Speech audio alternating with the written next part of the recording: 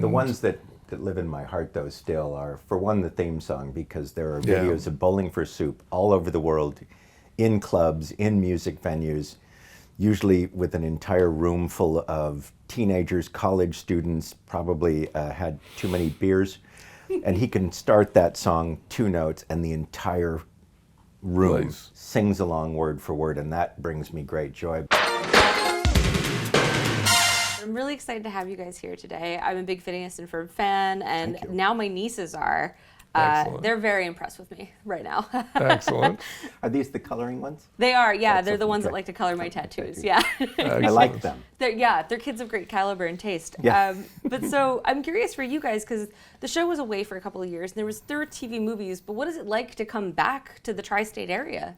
It was a little terrifying at first, but we assumed they'd been mumbling about maybe making more Phineas content for a while, and we thought that we'd just continue to do a movie every several years or something like that. And they said, "So would you guys consider doing 40 more episodes?" And we were like, "Yeah, we'll do it." And, it's like we get the band back together. We did have to say, you guys realize we're both working on shows. Yeah, we were still running shows currently for Disney. And they're like, we'll work that out. Yes. And then it became like, are we, 40 episodes, that's like 80 stories. Well, are we going to be able to come up with a bunch of new stuff that we, because we did 222 episodes. Don't think about the number. Or something like that. And, it's like, are we going to be in the writer's room hearing pitches where we just go, no, we already did that. We did that second season. We did that third season. And it has not been like that at all. The writers all came, all the writers from the original, it's the writers room is about half old folk from the original, half young writers who grew up on the show, which is really fun. All the older ones were just so energized about coming back to the show, and all the younger ones had all these ideas. Like they knew what we had done and what we hadn't done, and it's been great. The network had said we're not looking for a reinvention. We don't want you to change it. It's just it wasn't broke. Keep on keeping on. So our job was to make it feel like it was just the next episode of a continuing series. Yeah. Well, that's what's so interesting, because I was reading up on how the show existed, because for me it was just this great show that I could reliably go to that has a formula, but a formula that's always reinventing itself in such a way that it was both comforting to embrace the formula, but also I never knew exactly what to expect. Right. And so what's funny to me is when I was reading about how you guys made the show was that for 16 years you had to pitch it before someone said yes. It was 13 until someone said, we'd like to see you make a pilot. And then it was like 3 more years before it came out. Wow. So what was that process like? Did the concept of the show change very much during that time? No. Not much. When we started developing it, that's why it took 13 years to sell it. Because we were like, yeah, we're not taking your notes. But there were some subtle changes that happened to it. Somebody wondered if we could set it all in summer vacation, and we immediately said yes, because it meant we didn't have to draw desks. Oh. School desks are really hard to draw. Well, it's just because they're all diagonal just a little bit, so the perspective is really just a pain to get it to work. And we're like, oh yeah, let's just set it during summer vacation. That's fun. Tree done. So that was there. Like Isabella was an addition that happened during development on it and stuff. But other than that, you can look at the original pitch packet, and it's just the show that you. A friend of mine I was working with in England had seen the pilot piece that we did, and then saw, obviously, the first episode when it came out, which was the same pilot piece, and I got a call from him saying, how did you manage to get the exact same show that you proposed on the air? All the way through the process. And I'm like, we're just stubborn and obstinate and didn't take that's any basically notes. it. Wow. There were points at which, a friend of mine told me once that the most amount of power you can have in Hollywood is, as a creative, as somebody who's not holding the purse strings, is to maintain the ability to be okay to walk away from something, know where that line in the sand is, and just and just say, okay, no, thank you, I'm not going to do that. I can take it elsewhere. If you can maintain that ability, and we didn't have to use that very often, but there was, there was a time where the pilot they left us alone for because there were a bunch of other things going on at the studio at the time, and then the pilot tested really well, and then they started into this process that they used to have that they don't, I think we sort of broke them of that process, where they would take a pilot that had done really well, and then they would change everything about it in the process to do this. And I sat through like 3 meetings on redesigning the characters to try to make them. We still have the drawings. Yeah, and to make them what, cuter? Actually, the more term Disney, that somebody used was, could we more make them more attractive? And I sat through several meetings of that, and then I finally pulled one of the executives aside and said, you can make whatever show you want because you bought it, it belongs to you, but if you want me to come work on it, it's gonna have to be the show I pitched you. Otherwise, I'll just stay at Fox this year, and you guys can make the show. Yeah. And as soon as I said that, and I wasn't mean about it, I was just like this is the show I want to make. I don't want to make some other version of it. They sort of just started deferring to us on everything. It's probably because we'd already pitched it for 13 years. The urgency was gone. We're like, no, we're cool. We waited this long. Yeah, we want it to be the show that we want to see, and this is the show we want to see. We don't want to see this show that you're. The things that we fought for was stuff that we really believed in, and most of it was about. I think for us, it was trusting that the kid audience was smarter than most people gave them credit for. So those tended to be the things that we leaned into, that we thought were worth fighting for. Sure. And it's nice that almost every one of those things we've had multiple people come to us and go, I want to thank you for this. And you're like, oh great, because that was something we thought was worth fighting for. What's an example of that? One of the first ones I remember was we weren't aware that the word divorce had never been used on the Disney Channel before. Oh wow. And we threw it away as a in Disney joke. Channel shows. Sure. There's movies that they imported in. But somebody had said, we can't say that. And my personal situation, my mom's currently on husband number 7.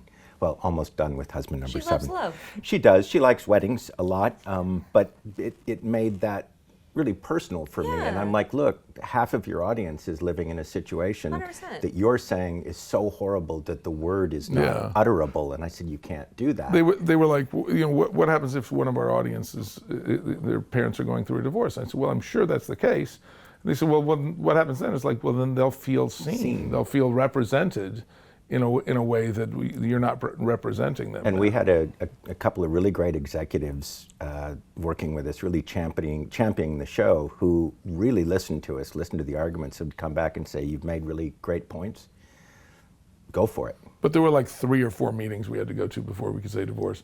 And then the very next episode, we wanted to say that Doofenshmirtz was getting alimony from Charlene because she was independently wealthy.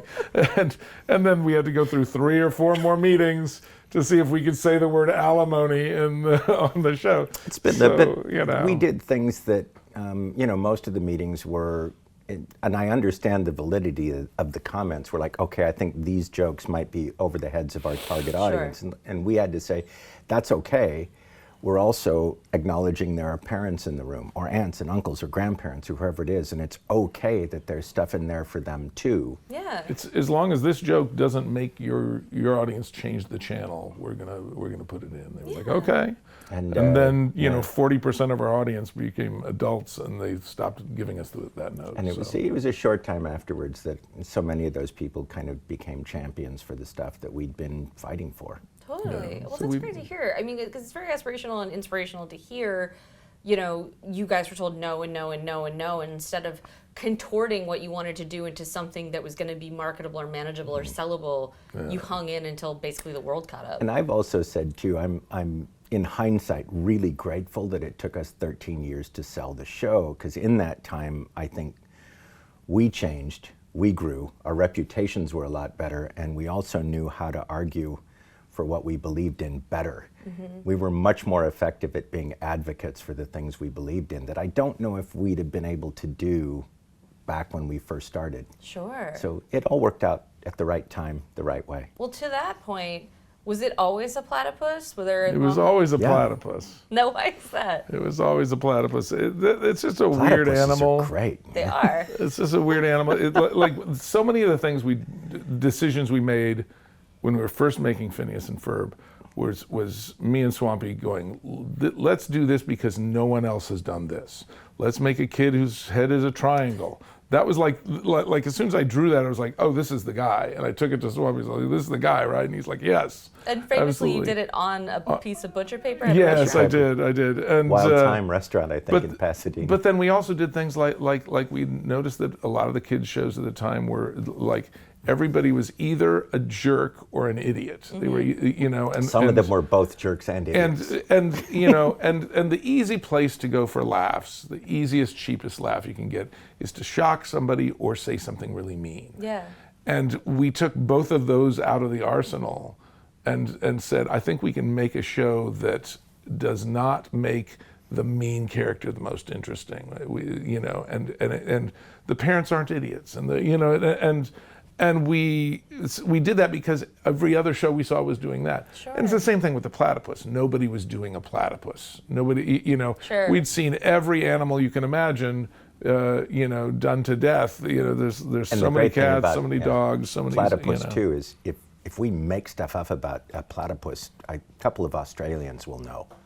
sorry, Australia. But we never really had to make anything up about them because they are the weirdest animal. I wanted to talk to you about this because I also follow you on TikTok, where you are very prolific. But you've talked about how Perry was made teal because I thought it was a cool color to draw a platypus. We wanted a candy color world. That was the way you put it. Right. Yeah. And then what happened? And then in 2020, this is like 15 years after the show went on the air, in 2020, the scientific community who discovered that platypuses are teal under UV light. They glow teal. They have a biofluorescence. And they glow exactly the color of Perry the platypus. I want to know why. And that's the weirdest coincidence that's ever happened in my life. I want to know why scientists are running around flashing UV lights on. Yeah, that's a little weird. Somebody got a grant for this? Yes. Why? I'm really sad our science team isn't in today. Yeah. Call them in. We have There's a great audio recording of platypuses underwater, which sounds so close to Perry's. Yeah. I found that out, and then I was like, what else did I make up about platypuses? I just picked that weird noise that D. Bradley Baker made, and we just used that ever since. What do they really sound like? And it sounds like Perry the platypus. It's a weird coincidence. It made me feel for a moment I was living the Truman Show. We did find that they actually do quite a lot.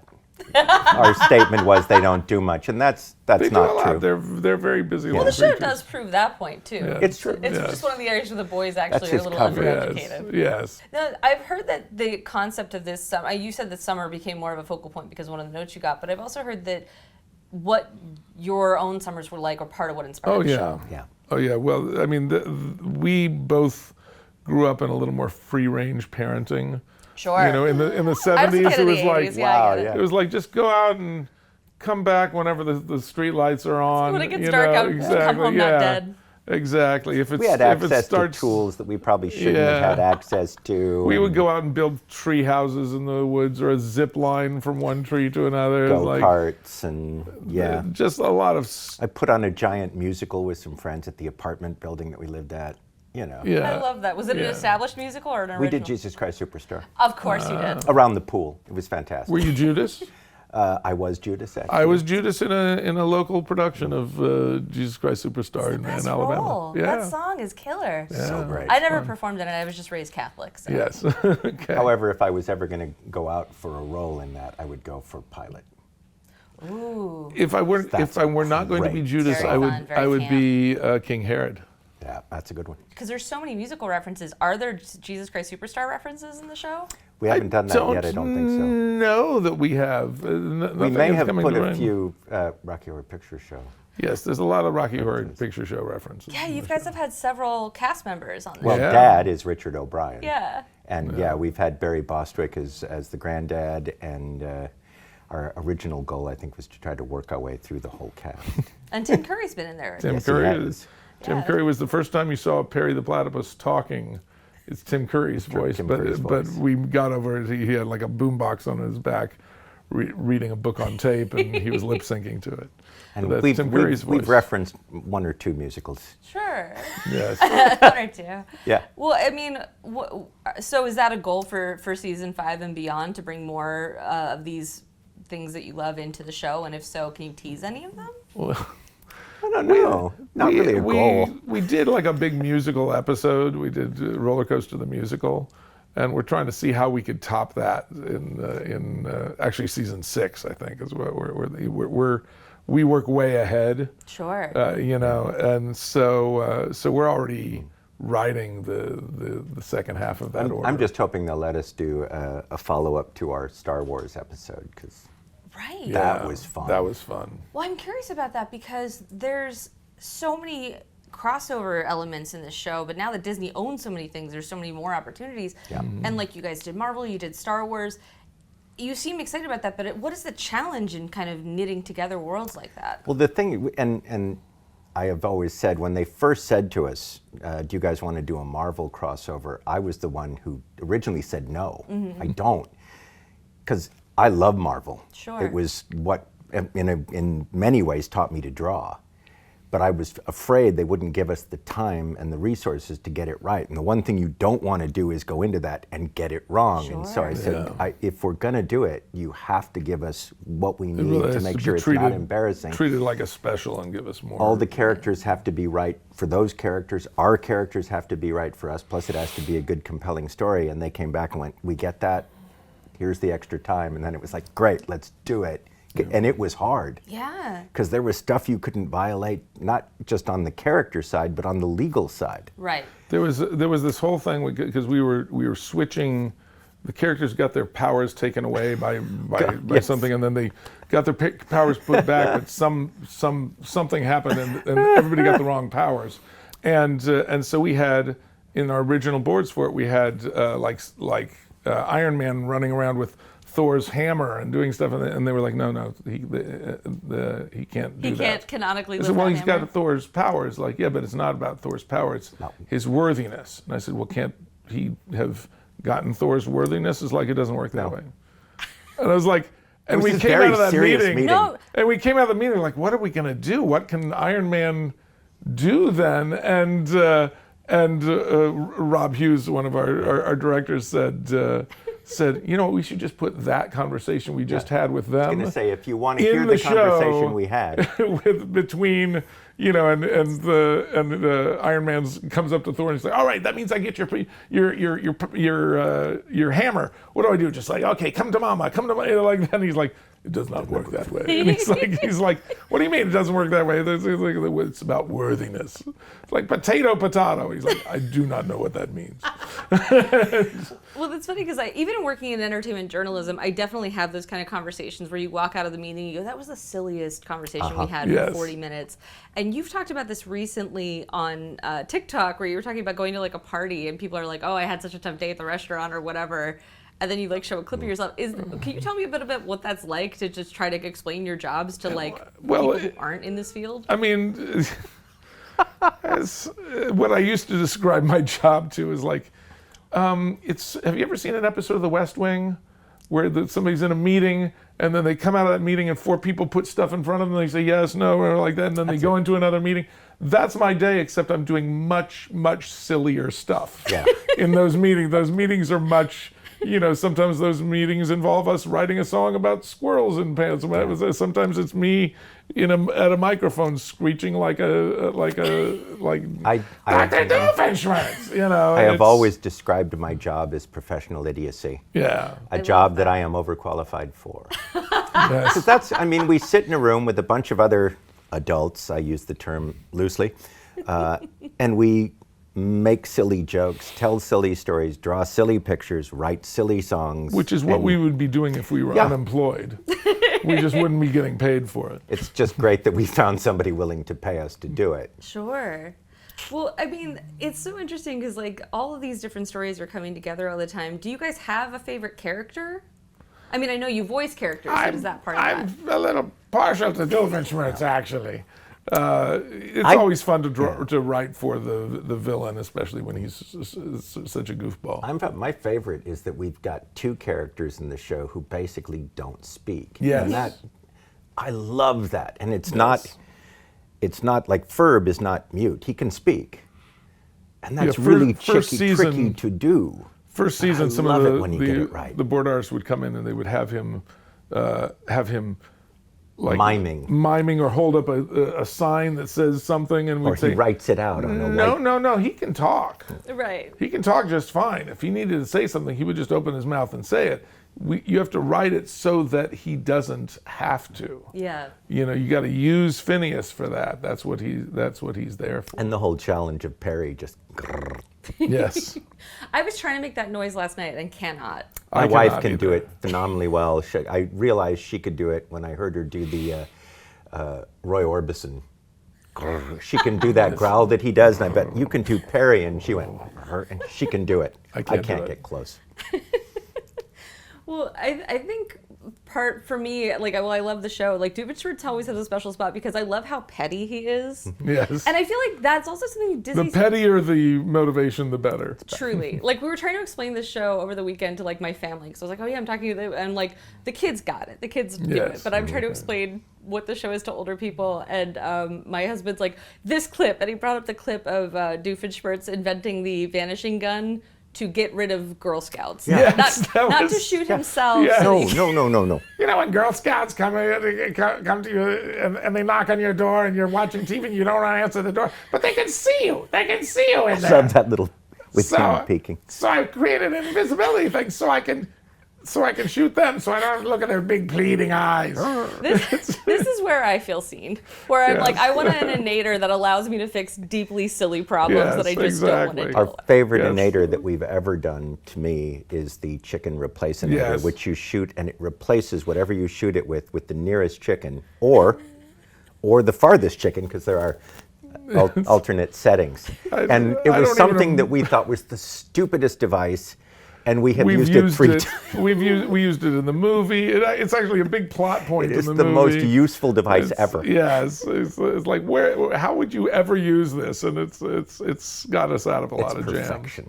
jams. When writing He's got 2 different versions of it. He's got a big one, and he made a handheld one so he can bring it with him to outer space. He's upgraded it, modified it. It's been brought into the digital era. Yes. Yeah, but you got to. I'm curious if speaking of all these inators, because there's an interesting element to the show where its time is very vague, and I love that about the show because it kind of feels like you can plug and play into whatever strikes the mood. But is there a particular sense of technology, like a piece of technology that inspired you that you're like, I want something like that in here? Well, there's a lot of technology that we sort of ignore. Sure. Because originally Candace had a flip phone, and I think we made one mention of her trying to take a photo of something and then realizing it was all full, her memory was all full, and that's not even a problem now with smartphones. And we've given them all smartphones, but just ignored the part of that technology that will make our show not work. Yeah. Which is she just never thinks to take a photo of anything. Okay, now we've let that out. So apparently they're smart. Can we edit this their out? Their smartphones in their world don't take photos. They do everything else that we needed to do because that stuff's all helpful. But you know what I do really like that we quite often do is, even though the kids are inventing something, or Doof is making a nadir of something that absolutely couldn't happen, we always like to try to base it on some sort of reality. It's like we have a rule that it can't be magic. Yeah. So there are engineering, scientific principles that we apply, and we have since found out. Dan was recently at a college where he was talking to engineering students who were all inspired to get into engineering because of Phineas and Ferb. And he said, wow, is that like most of you guys? And they said to him, no, there's one guy who wasn't. And we ridicule him for the fact that he didn't know what Phineas and Ferb They were like, well, then why are you in engineering if you didn't watch Phineas and Ferb? This is clearly the spawning point. Yes. So engineering students everywhere, apparently. We did that. Well, you guys are both active on social media, and I'm curious, you've definitely seen, Squirrels in My Pants was all over my TikTok a couple of years ago. Yeah. I'm curious, when these things happen, one, what is that like for you? And two, have they inspired at least fan reactions, like what you want to bring back to the new seasons? At least now we know, I mean, not specifically. I think what we were conscious of is not just wanting to repeat the same thing, but what I've become aware of is the things that you think are going to click or are going to have a life outside of the show. Not always the ones. Are usually not the ones. It's the stuff, and Squirrels in My Pants is the biggest example. When we wrote that, that was the song that we thought, well, it's funny, it works with the show, it has no life outside of this format, and yet that's the one. Like even during the initial run, the NBA was using it for dunking montages because it's, tell me what's making you jump like that. You guys have written so many wonderful songs for the show. Do you have a favorite? My favorite, what I usually say, is Summer Belongs to You. That is probably the best song. We were writing the song for the end of it, but we had not had a name for the special yet. And we got up to that point, and like Martin and I were working on figuring out like some chord structure to sort of build up to a big chorus.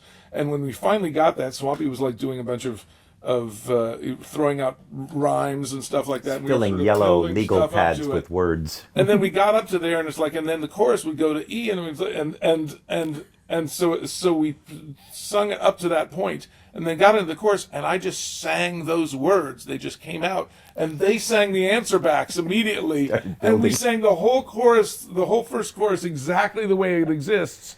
The first time we were doing it through, and we jumped up and down in the writers' room. There was some glee. It was so. It felt like magic to us, and also it's sort of like the best, I think, encapsulation of what the show is about. And the ones that live in my heart, though, still are, for one, the theme song, because there are videos of Bowling for Soup all over the world, in clubs, in music venues, and he can start that song 2 notes, and the entire room sings along word for word, and that brings me great joy. But I still go back to Gitchee Gitchee Goo, because it was the first like pop song that we wrote together for the show, which was the one that made the executives kind of go, that was fantastic. Can you guys write songs for every episode? We wrote that in the 40 minutes we had between two meetings. Or the Perry the Platypus theme, which we started while we were waiting to get gas in Dan's car. I used to have a natural gas car, and so there were fewer places to fill up, and sometimes you had to wait for the person before you because it takes a little bit of time. And Swampy was saying, I think Perry should have like a theme song, but with like a sung chorus, like a sung, guitar lick, like doobie doobie doo ba doobie doobie, and I was like, exactly that. Hold on, keep singing that. And then we got back to the place, and I just picked up a guitar and figured it out, and then we wrote the whole song. And the verse of that, it was literally Swampy going and saying, well, let's see what a platypus, what are some facts about platypuses? And he went to the wiki page, which is still there, and it says, a semi-aquatic egg-laying mammal. And I said, of action, and that's how that first thing. We do not owe Wiki any money for this song. Well, I'm curious if there are any guests you can tell us that are going to be in the new season, or anybody on your wish list you'd like to have be involved. We've had some really fun people come in on the new season. My wish list is always Helen Mirren, if you're watching. Yes, he's a big fan.